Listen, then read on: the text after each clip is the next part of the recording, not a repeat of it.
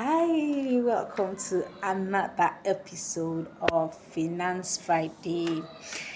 It's good to see you. On this episode, we want to talk about young people, how they are battling everything from inflation to poor salaries, and how best to manage your finances despite all of these realities.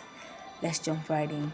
As a young person, right, living in Nigeria, I can only imagine how much young people are going through when it comes to personal finance, and every day there's someone screaming at us that we are not prudent enough, we don't know how to manage our resources enough, we are everything that is wrong when it comes to financial management.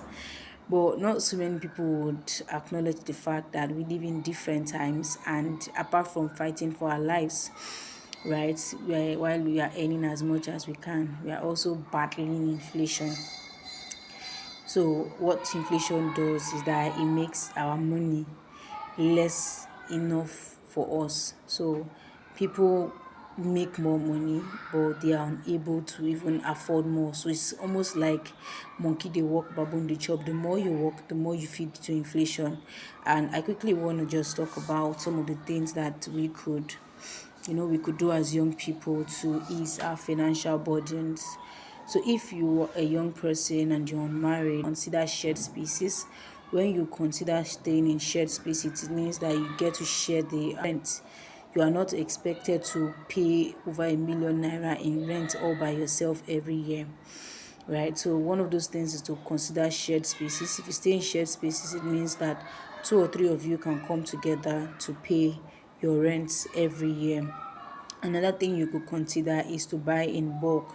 Now, if you cannot buy in bulk by yourself, you could buy in bulk with your group of friends. So together, you make your purchases. You buy bags of rice, you buy bags of beans as a group of four, a group of five, a group of six, and then you share them either in rubbers and things like that. Right, so what that does is that you get to be able to get more for less rather than buying it one cup every day. You get to buy more for less.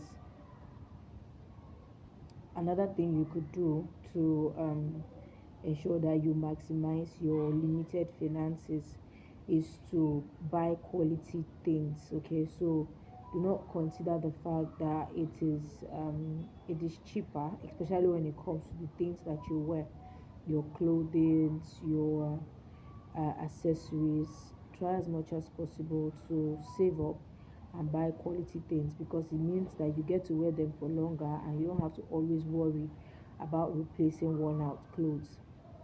Okay, another thing you could do is to maximize your current wardrobe rather than looking to buy the latest designs and all of those things. What you could do is to consider pairing different tops with different trousers or skirts, accessorizing old dresses.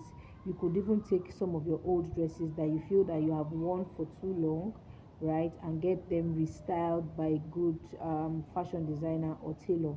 That way you are not spending so much to replace your clothes. Another thing you could do to help your person maximize your finances is to cut down on impulse purchases and consumerism. So you don't need another unit of wristwatch, neither do you need another unit of sneakers when you already have three. You are not a celebrity, and if you don't need so many handbags and so many shoes.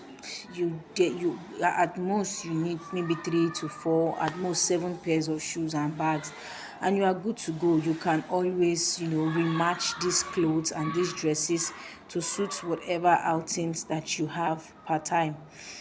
This way you get more value out of those things that you have bought. Forget what the media tells you, that you repeat dresses it means that you're poor. No, it doesn't mean that you're poor. What it means is that you actually consider and you spend your money to buy quality materials.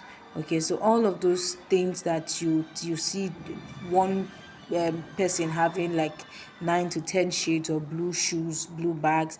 All of those things are hurting your finances. So those are some of the things that you could do to maximize your personal finance and your funding as a young person in this generation and time. And then if you also want to go out, as against going out on solo dates, while I encourage solo dates because I mean you need to love yourself and spend time with yourself, I would also encourage that you go on dates as a group, right? Not group where people I'll go as a group of four and only me will eat 30,000 naira. No, I'm saying go as a group of four, and whatever you spend on that table, right, you all have already have an agreement to split the total bill. That way we all get to eat good quality and then we pay less for it.